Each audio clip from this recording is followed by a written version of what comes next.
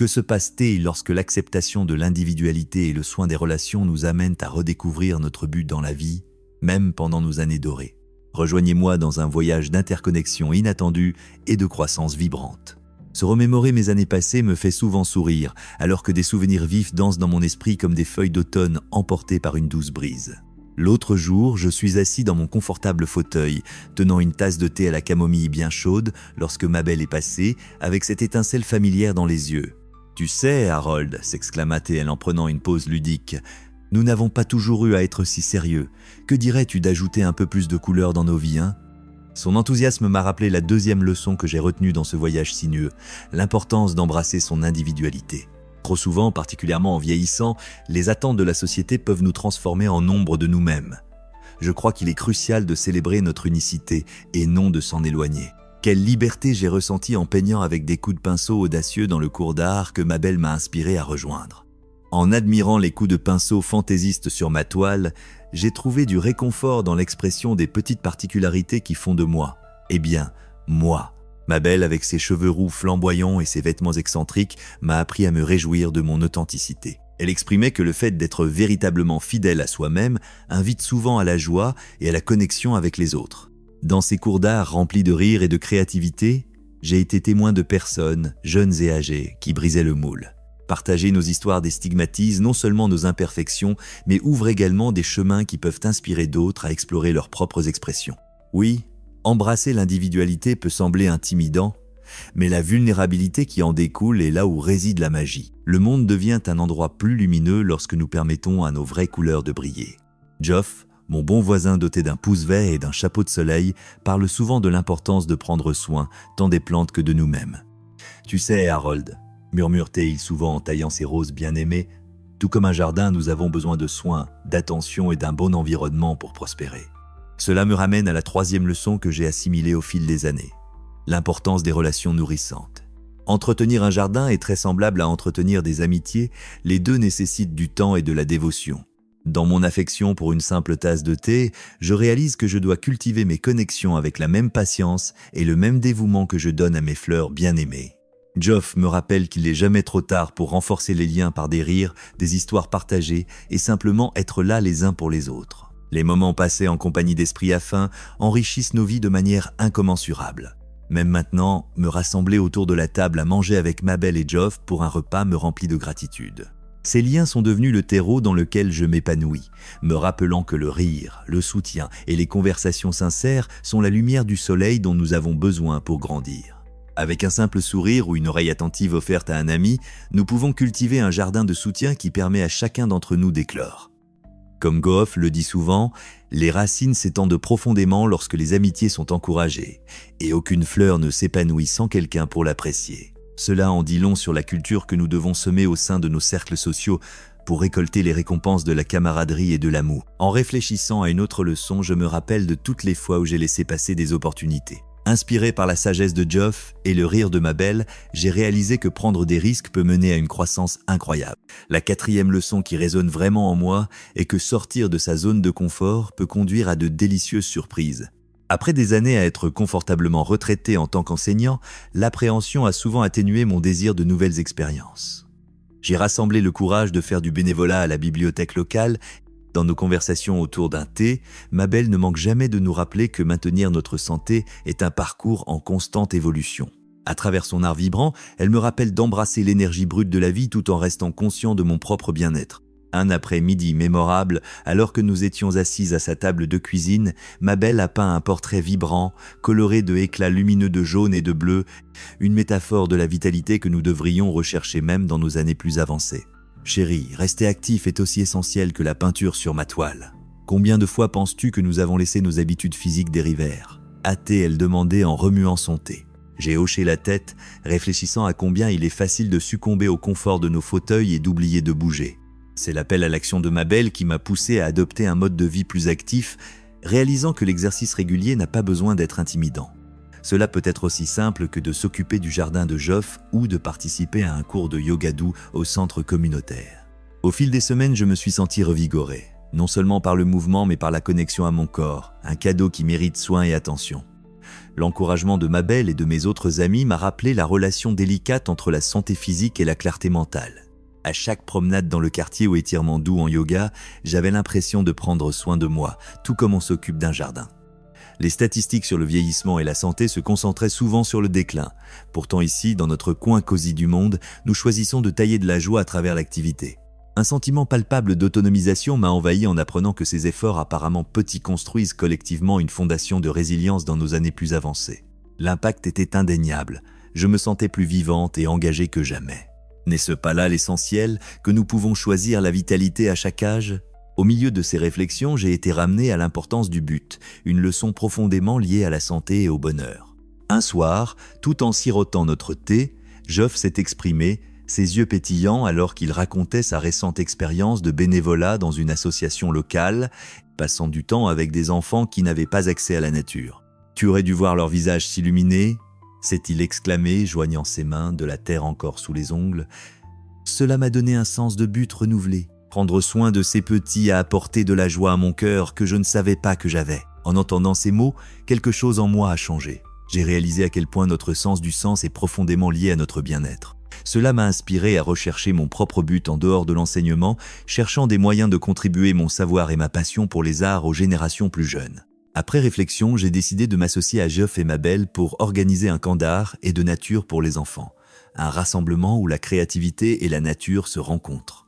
Au départ, l'idée semblait intimidante, une tapisserie d'événements qui semblait insurmontable. Pourtant, j'ai répété les leçons apprises de mes amis. La croissance se trouve dans le risque et le but alimente la joie. Notre enthousiasme est devenu contagieux alors que nous planifions des ateliers et des activités, créant un espace sûr pour que de jeunes artistes puissent s'exprimer. Je ressentais vraiment que le temps se pliait, redéfinissant mes relations avec mes amis et avec moi-même dans le processus.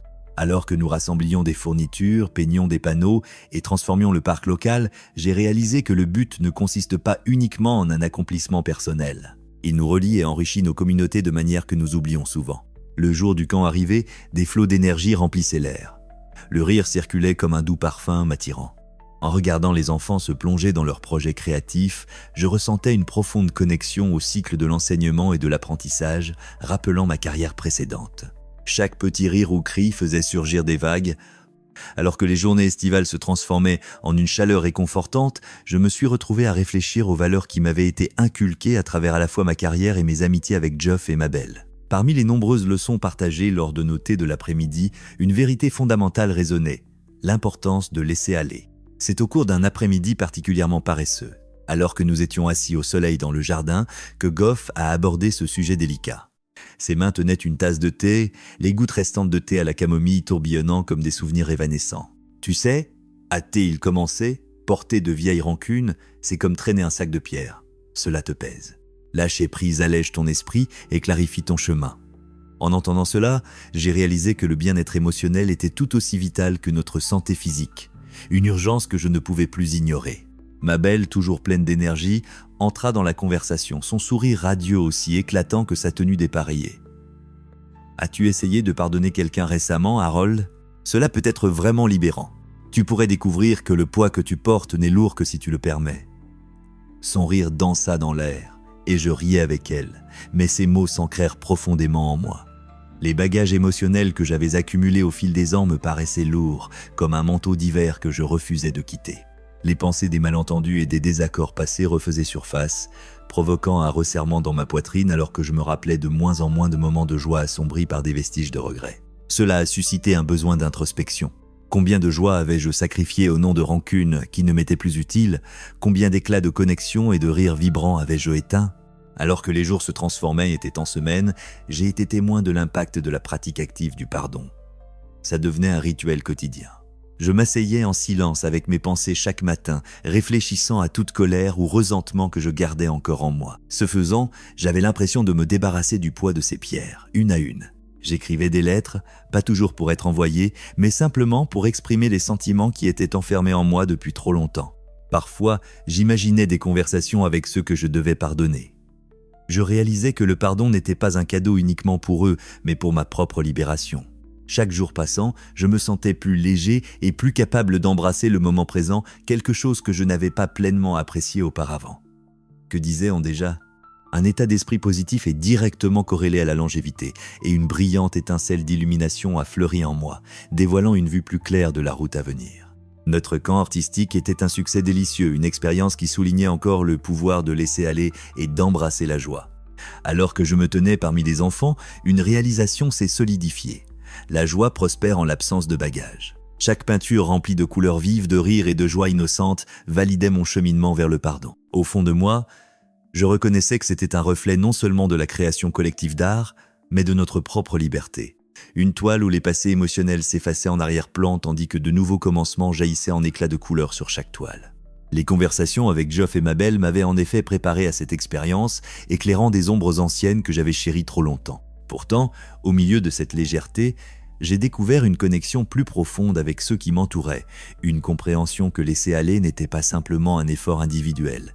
Cela se révélait être une expérience partagée, tissant ensemble et penser des fardeaux passés entre amis. Je trouvais la paix en discutant de mes défis avec Geoff.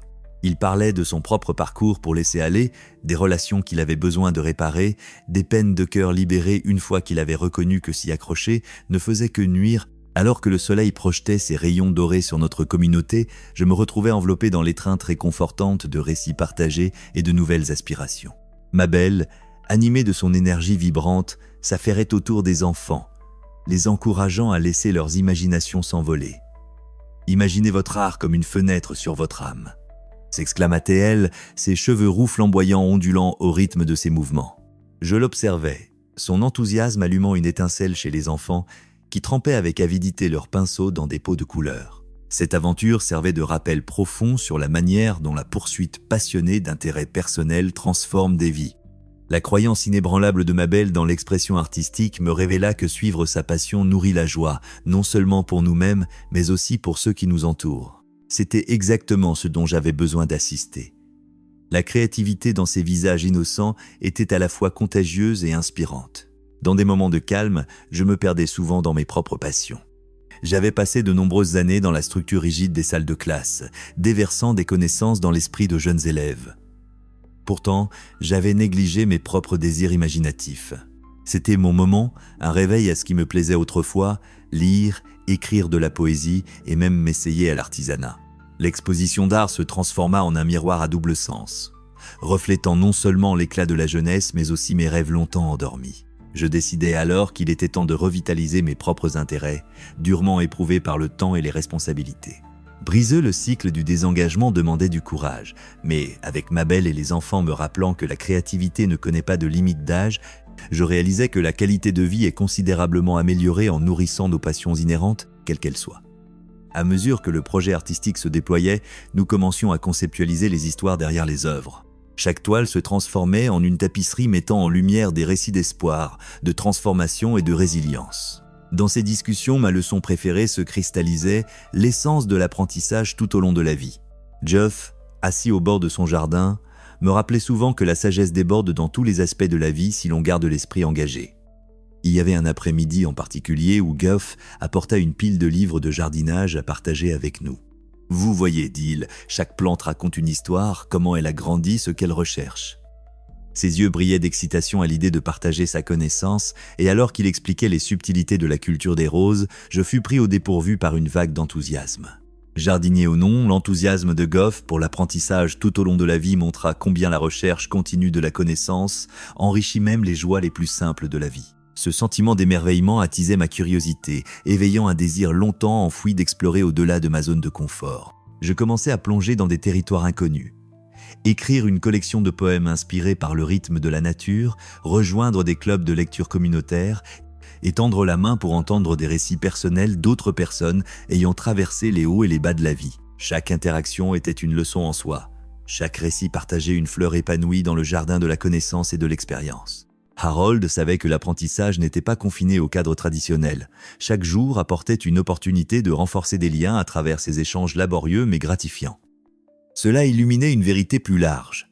L'âge ne limite pas la croissance, mais fournit de la profondeur alors qu'on apprend à tisser les fils de ses expériences dans un récit vivant plein de couleurs et de perspicacité. Au milieu de toute cette croissance, des discussions sur l'héritage commençaient à s'immiscer dans nos conversations.